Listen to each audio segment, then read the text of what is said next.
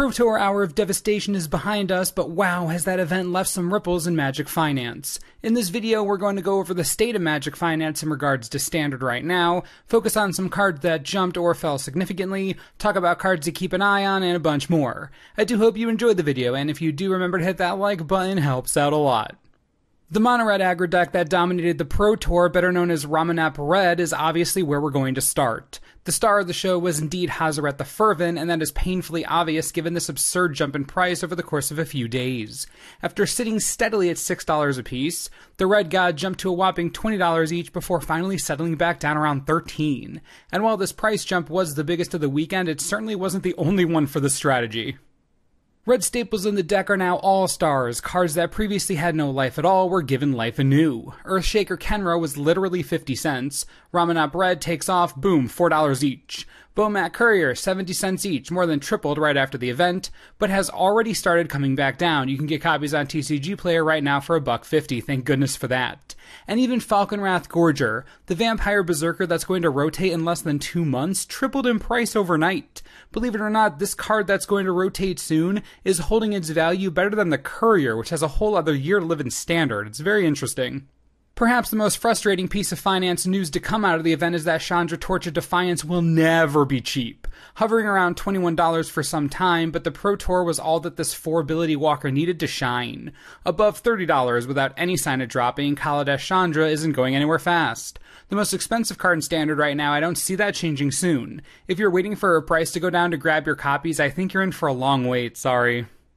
While other strategies performed valiantly at the Pro Tour, the focus was on Ramanap Red, so much that the rest of Standard took a bit of a hit value-wise. Seriously, that red deck was all anyone could talk about despite other decks making the top 8 performing well. No one seemed to care, which has led to a bit of an opportunity. Take a look at Champion of Wits, a new bomb card in the recent Emerge decks. Still a fine strategy, and the Champion is a staple in many variants now, which led to a swift increase in price a couple weeks back. After the Pro Tour, though, the Champion has bombed. The graph doesn't show the fully updated price, but Champion is already $4 and still dropping. And it isn't just the Champion. Thanks to Ramanap Red, many of these other strategy staples are taking hits. I'm going to focus on non-rotating sets because, let's be honest, prices of cards about to rotate usually go down anyways. Heart of Kiran has been on a steady decline since the beginning of the year, but I haven't seen the vehicle this cheap in a long time, if ever. Heart of Kiran is selling for $7 right now. $7, that's crazy cheap. Liliana Death's Majesty, after pre-ordering for a crazy amount of money above $20 each, has dropped below $10. You can get copies of Liliana's new form for a little under $9 right now. Gideon of the Trials, same thing, barely above $8 each. We're in a world where most planeswalkers are plummeting while only a few thrive. With all of this Pro Tour hubbub going on, cards that were nowhere near the Pro Tour are dropping like crazy. Fraying Sanity, the new mill powerhouse, has been a bit inflated due to a ton of play with the archetype, but thanks to the Pro Tour, no one's paying any attention anymore, and you can get copies of the Sanity for $2.50, about half of what it was a week ago. If you want to wait a little longer, I suspect it'll drop even more.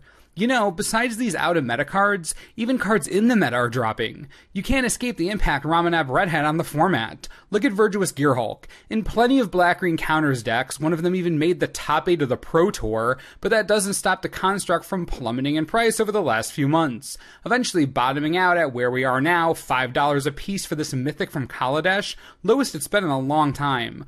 Look at Ronas the Indomitable, under $10. Didn't think I would see that for a while, but you can get copies for $9.50. It isn't super cheap, but certainly cheaper than it's been the last few months. It's on a downward trajectory.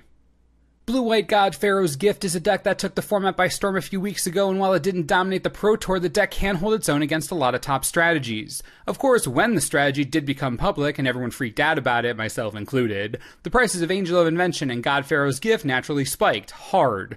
The Angel flew from being $2 to almost $10. The Gift went from being a bulk rare to almost $4 seemingly in an instant. But since the Pro Tour, these prices have started to come down. Now, I think they'll settle a little higher than they were before the Gift deck came to be, but if you wanted to get in on that deck, Angel of Invention is already below 6 again and dropping slowly, and the Gift is under 2. You can build this strategy in the coming weeks if you just pay attention to these price drops. They should continue to fall a little more before settling at their new prices. Next up, we're going to look at some cards that have maintained value and then cards you need to look out for and maybe buy right now. Curiously, while red was everywhere last weekend and Glorybringer was a part of that, the price has barely moved in either direction. You can get copies of the Exert Dragon for $4 each right now, a seemingly endless stock of $4 Glorybringers. Great price considering the card's power, fascinating that it hasn't gone up much at all. Fatal Push has maintained its price above $5 each, I think we all expected that. The Scarab God, beloved in both Commander and Standard alike, hasn't budged from its $12 to $15 range in almost a month now. This is a testament to his power and to the confidence that players have in the card. If you have the Scarab God and you plan on ever maybe using it ever, do not get rid of it, just hold on to it. The price isn't going to move for a while, clearly. Also a testament to power, Nicol Bolas God Pharaoh hasn't moved an inch since release, maintaining a price of $18 to $20 despite not being in basically anything. The potential power of the 4-ability Planeswalker is what's keeping it alive. Everyone sees Chandra and knows that at any moment a deck can break out. The issue with Bolas is that he's 3 colors in an aggro-heavy meta, so you have to make a choice. If you have Bolas and you aren't playing him right now, I think you're safe to get rid of him for cards that you do need. Maybe he'll find a home, but until Ramanop Red rotates out or the meta changes to hate it a little bit, Nicol Bolas isn't well positioned at all. I think you're safe to move him right now. If you're too scared to do that for fear of him going up in price, think about it this way. Liliana the Last Hope and Chandra Torch of Defiance are the 2 most expensive cards in Standard right now. Both are Planeswalkers, but both are also a single color, much more flexible than our Elder Dragon friend. Could Bolas go up in price again? Of course, but it's literally going to take a tier 1 Grixis control strategy to do that. It's your choice. Most major content creators have made decks around Crested Sunmare at this point, and it shows. This is one of the only non-red cards to actually gain value in the last few weeks. A combination of standard brewing, casual decks, and everything in between, the Horse Engine is maintaining a respectable $6 price tag. That says a lot for a card that does not have Tier 1 Standard written all over it. But who knows, in the coming weeks when everyone is trying to destroy Mono Red, some lifelink may be in order. If you have the Sunmare but you don't need it, I would trade it away soon. I don't see this card going up that much more despite its power. In a league of its own, Metallic Mimic will not stay down. This card is the bane of every budget tribal deck in existence. The price just won't stay low. It can't. Metallic Mimic is simply one of the best tribal creatures to be printed up to this point. 2 mana, colorless, gives everything you want a counter when it enters the battlefield. So good. And it's from a small set. Look at this graph.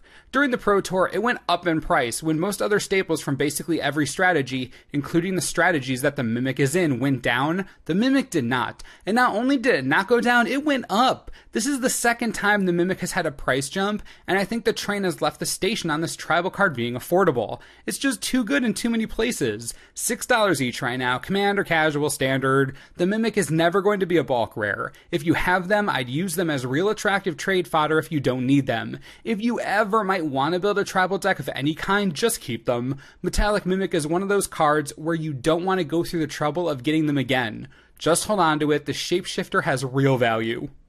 One quick thing before I talk about the cards you need to buy right now. We all know that rotation is coming up fast, and that's why I've avoided talking about cards that are about to rotate. But do you remember some months ago when I told you to watch Oath of the Gatewatch? Because the set was full of ridiculous Eternal Power? Look at Thought-Knot Seer. This is what I'm talking about. Despite the fact that the card barely exists in Standard right now, this Eldrazi Nightmare hasn't dropped for but a second in almost a year now. Foils are $40 each. Thought-Knot Seer is one of those cards that you hoard while you can, stuff them in a closet, and just wait. Because this card, along with Reality Smasher, Eldrazi Displacer, and Matter Reshaper, if these don't get reprinted, they're going to start climbing once the set rotates out of Standard. You've got a lot of Eternal Power right here, do not ignore it.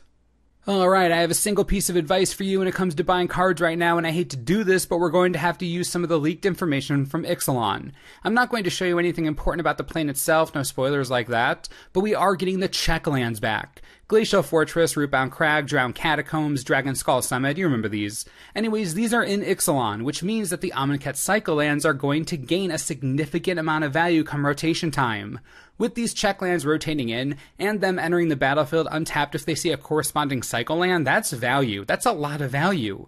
Now, I don't expect the Amonkhet Cycle lands to be $1 billion out of nowhere, but I do expect a small jump in all of them. Irrigated farmland, fetid pools, shelter, thicket, canyon, slough, scattered groves. Get your playsets now while no one's paying attention just in case. If there's one thing that I can be confident about, it's that these lands won't go down in price after rotation. Land bases are always annoying, don't get burned. And that's going to do it for the Standard Finance Update. The goal of these videos is to update you as much as possible on what's going on in the world of the Magic economy so that you have the information you need to keep playing the game. We all have to afford Magic, and it's important to know where the money's going. If you enjoyed the Standard Finance Update video and would like more in-depth videos like these, let me know. We don't do these often, but if you like them, there's plenty to talk about. And as always, thanks for watching, and we'll see you next time. This video is brought to you in part by TCGplayer.com. We talked about a lot of cards today, but I really want to focus on one. If you have any intention of ever playing a red deck in Standard, it seems like a no-brainer to grab Glorybringers while you can. At only $4 each, such a bargain for one of the most powerful creatures in Standard right now. I couldn't pass that up. I don't think you should either. If you need the Exert Dragon, you can click the link on the screen. It helps the channel. Hugs for everyone. Enjoy.